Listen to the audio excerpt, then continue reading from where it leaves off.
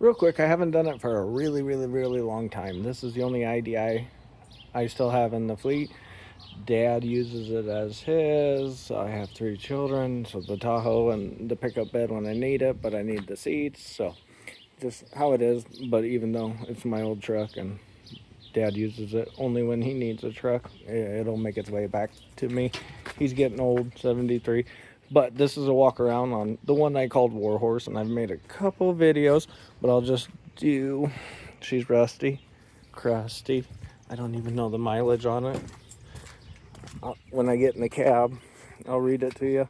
I know it's a 87, but at some point I got a 89 naturally aspirated IDI in it.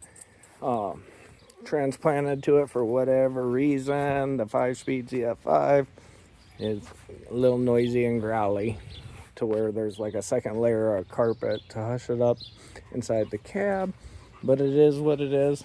That factor, it had broken leaf springs, so it got F350 leaf spring stacks put into it. I did that long time ago.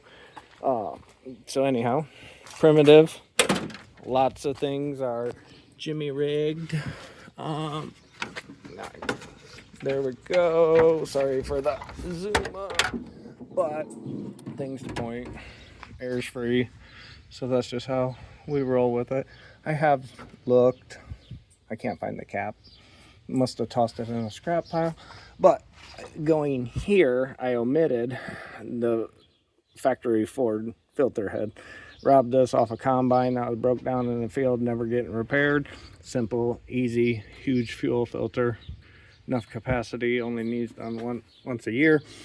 Down there, if I can zoom in, that is just the manual lift fuel pump that has been looped to itself so it don't leak oil. It's bypassed, and it's got down by the fuel tank, it's got an electric fuel pump for it. Other than that, I tuned it with 2 flats on the pump so she rolls like coal, just the perfect amount, so you're not really wasting it, but she'll throw a little coal down.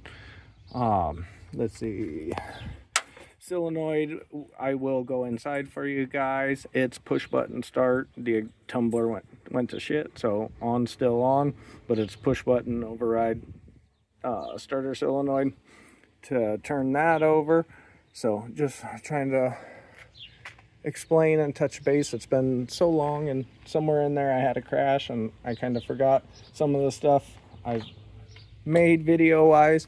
Let's see, within the year, radiator started leaking. I think this is Champion off of eBay, but I've put it in 2 other IDIs off of eBay. In fact, there's one on my mud porch for another guy. He thought his was leaking, and I'm like, well, I can find you the one I used, but I'm not gonna buy it in case I gotta sit on it. So he paid for it. I ordered it. It's still sitting on there. But then he decided he found a different leak. But so there's one sitting on my mud porch. But these are great. That, just trying to think. That's new to it. I don't know any other stuff. I know I changed the baffle, how the China wall, talked about it that way. It's got the better baffle to where it can leak on this side because I omitted all the Ford filter head housing issues.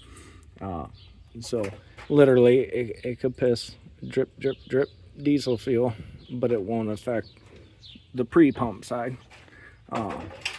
That kind of thing. So, and when I say drip here, not on this one, but on the return side of it. That, the reason I'm making the video and stuff, something the other day, it was over here. Dad needed something looked at, so I did. I will stay here. I know you only put like 3,000 miles and 2 years on it, but that's old oil in it. It's the AMSOIL 10W40 high zinc one for the old flat tappet cam. I don't know if I'm gonna jump up to the AMSOIL signature series diesel 5W40, but I am gonna put a Power Stroke filter on it, which AMSOIL, like if I look up a 1995 Power Stroke filter, it's the same threads, same gasket, it's just longer and holds an extra quart. So I am gonna do that, and this has never seen a flush, so I'm gonna give it a healthy flush before that oil change. I'll probably make a video of that. Then I put the creeper down here to go show you back in the day, like 10 years ago, right here, that is the electric fuel pump. It's the second one on it. There's a gauge on top of the dash. Tell me if it's working, and you can always hear a minute buzz until it started and running. But that's its second one. Simple and easy enough to, I would presume it gives more volume and a few better PSI pressure than the actual factory cam-driven lift pump. So there's that. Doing that. But then, so the dog, come on, let's go bye-bye. Even though we're not really going bye-bye, it'll just keep him quiet.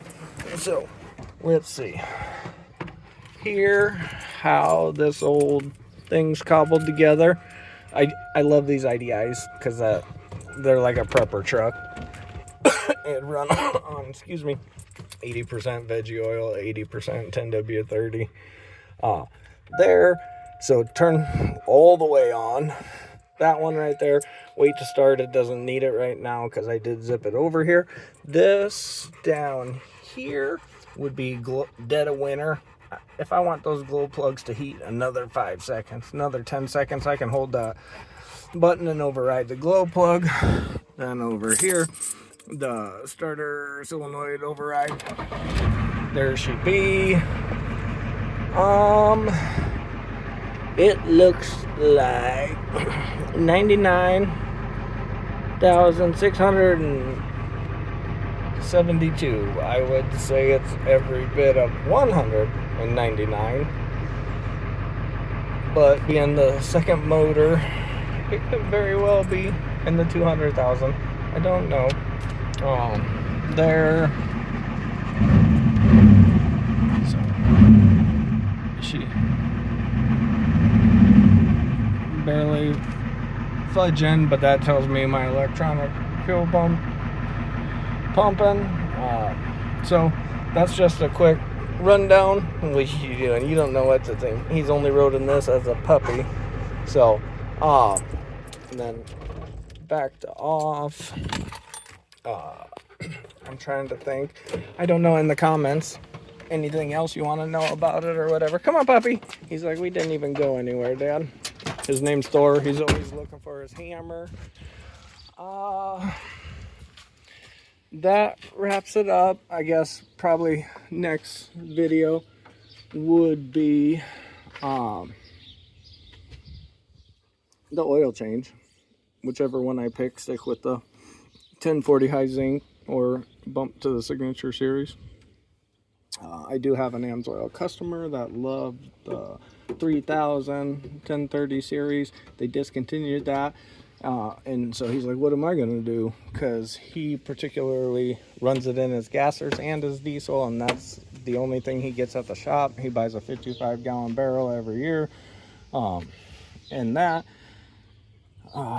so that kind of thing. I called corporate, and AMSOIL said that's the only the diesel 1030 is the only one that matches the old 3000 series edition. So I'd be very comfortable of 5W40 weight, and for this, so it gets easier winter cranking starts in the signature series version, that kind of thing. So all right, I'm going to wrap this up. Throw in the comments different stuff you want to hear or me to reiterate or that kind of thing. But probably the next one on this would be the oil change, because it definitely needs a flush. it always stays black. You can change the oil, and after you start it, because of the oil cooler on this side, you always have a quart of black oil. So that's why I want to do the flush real bad.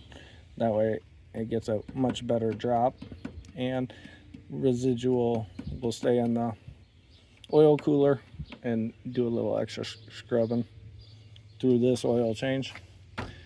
But I just want to run the best, because it'll always be no less than 1 a year oil change. So condensation and that stuff takes its toll, and corrosion inside. All right, I'm gonna wrap that up for us all though.